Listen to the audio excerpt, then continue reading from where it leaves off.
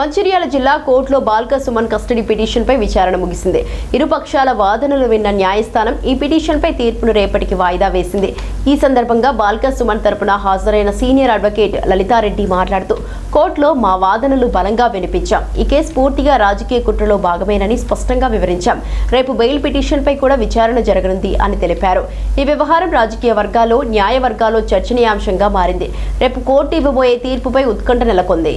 ఈ రోజు ఏదైతే కేసు పెట్టారో మనం చూసాం, అందరు ఎఫ్ఐఆర్ కూడా చూసారు. మీరు అందరూ ఆల్రెడీ ఎఫ్ఐఆర్ కూడా మీరు మీడియాలో పెట్టడం జరిగింది. అసలు ఆ కంటెంట్స్ చూసినా ఏది చూసినా కూడా ఎంత మోటివేటెడ్ గా, పొలిటికలీ మోటివేటెడ్ కేసు, ఎంత పెద్ద కుట్ర, conspiracy done by the police అని తెలుస్తుంది. ఏ విధంగా పోలీస్ వాళ్ళు పొలిటికల్ వాళ్ళకి తొత్తులుగా మారి ఇలాంటి ఫాల్స్ కేసు పెట్టి, అవసరం లేని సెక్షన్స్ అన్ని పెట్టి, ఏదో విధంగా 10 సంవత్సరాల వరకు ఉన్న కేసు అయితే అది సెషన్స్ కోర్టుకి వెళ్తుంది.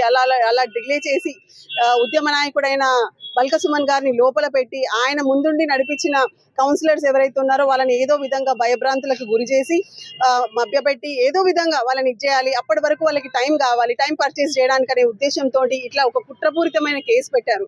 సో ఆ కేసులో ఏదైతే కంటెంట్స్ చూసినా, ఏది చూసినా కూడా ఏ విధంగా కూడా అప్లికబుల్ అవ్వట్లేదు.